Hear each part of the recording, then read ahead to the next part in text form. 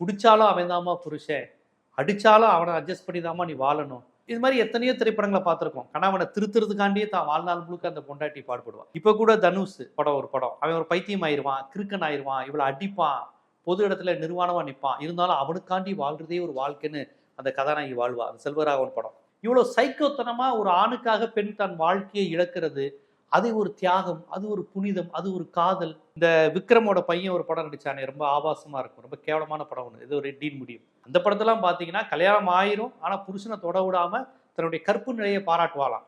நான் வந்து என் காதலனுக்காக முருத்தனுக்காக மட்டும்தான் என் உடம்பு அப்படின்னு.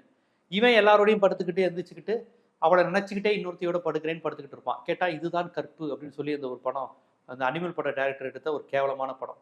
இப்படியாக பெண்களை இந்த நவீன யுகத்திலையும் கற்பு, பிற்போக்குத்தனம், ஆம்பளைக்கு அடிமையா இருக்கிறது, ஆம்பளை கேவலமா இருந்தாலும் ஏத்துக்கணுங்கிறத ஹீரோயிசமாவும், இப்படித்தான் பெண்கள் இருக்கணும், ஹீரோயின்ஸ் இருக்கணும், ஹீரோங்கிறவன் இப்படி இருக்கணும் அப்படிங்கிற மாதிரியே காமிச்சிட்டாங்க. ஆனா அஜித் அந்த மரபை உடைக்கிறார்.